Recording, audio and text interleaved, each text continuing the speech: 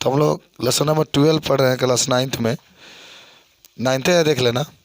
ध्वनि का परावर्तन। देखो, आप कभी देखेंगे, वक्त मिलेगा तो, कुआं अगर है नीचे और उस कुएं की तरफ अपने मुख को करके आप खूब तेज आवाज़ में बोलिए तो उस कुआं से एक और आवाज़ आता है, टकरा करके एक और आवाज़ आपको सुनाई देगा। इसी को हम लोग कहते हैं परावर्तन। परावर्तन का मतलब मैंने बोला और जा करके मेरी आवाज़ टकराई और टकरा करके पुनः हमको सुनाई दी, इसी को कहते हैं परावर्तन। परावर्तन का मतलब होता है टकरा करके वापस आना, जैसे गया था फिर टकरा करके वापस आना।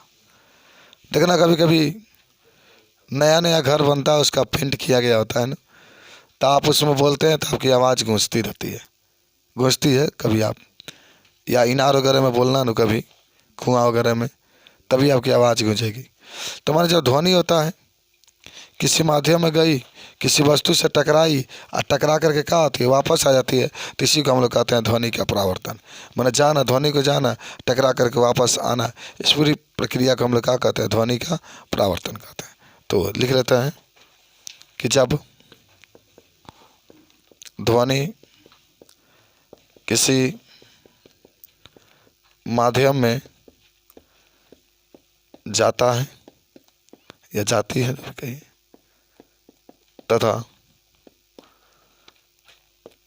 दीवार से टकराकर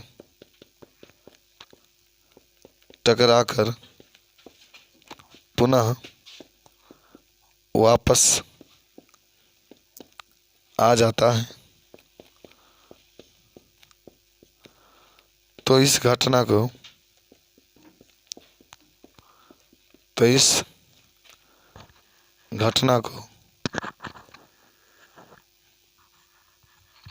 ध्वनि का परावर्तन कहते हैं। तो इस घटना को ध्वनि का परावर्तन कहते हैं।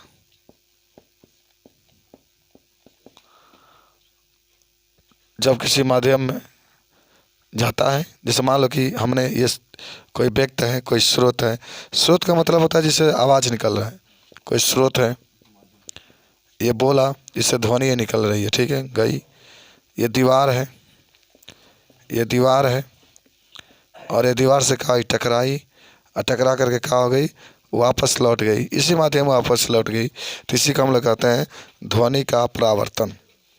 क्या कहेंगे हम लोग, ध्वनि का परावर्तन। हमने बोला, मैंने आवाज़ उत्पन्न किया और ये ध्वनि क्या कि गई और दीवारों से टकराई और टकरा करके पुनः क्या हो गई, वापस आ गई, तो इसी को हम लोग कहते हैं ध्वनि का परावर्तन। क्या कहेंगे इसको, ध्वनि का परावर्तन। सब लोग याद रखेंगे। अब 10 में जाएंगे तो इसी में पढ़ाया जाएगा प्रकाश का परावर्तन। पहला पाठ वही है फिजिक्स में। तो प्रकाश के परावर्तन में ही होता ना, तो यहीं पे देख लो, तुम लोग भी लिख लो, 9 वाले बच्चे भी, कि ध्वनि के परावर्तन प्रकाश से कोई पूछेगा तो दोनों परावर्तन आपको याद रहेगा। प्रकाश का परावर्तन, देखो पहले समझ लो तब लिखना तुम लोग। मान लो यहाँ पर चित्र देखो, यहाँ पर कोई चिकना तल है, कलई कर दिया गया है इसको। अच्छा, इसको सबसे अच्छा उदाहरण जानते हो कौन है? आप घर में जो यूज करते होंगे, शीशा जो यूज करते हैं, सबसे अच्छा होता है।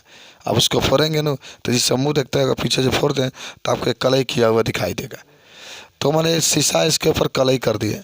अब इसके ऊपर हम लोग प्रकाश को डाल रहे हैं। इस तरीके से प्रकाश को डाले, प्रकाश ही चिकने तल पर टकराया, टकरा करके वापस लौट गया, तो इस घटना को हम लोग क्या कहते हैं, इस घटना को हम लोग कहते हैं प्रकाश का परावर्तन।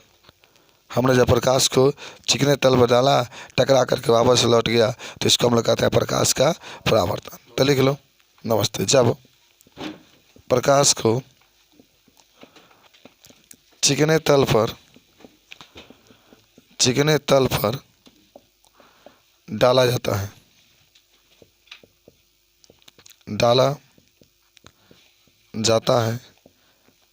तथा प्रकाश चिकने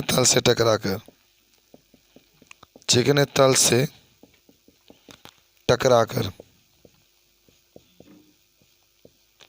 वापस लौट जाता है, तो इस घटना को प्रकाश का परावर्तन कहते हैं। प्रकाश का परावर्तन कहते हैं। जब प्रकाश कोई चिकने तल पर डाला जाता है तथा प्रकाश चिकने तल से टकरा कर वापस लौट जाता है तो इस घटना को प्रकाश का परावर्तन कहते हैं। इसको नोट करो। नमस्ते। जब भी पूछे आपसे इतना अनुपस्थित रहती है।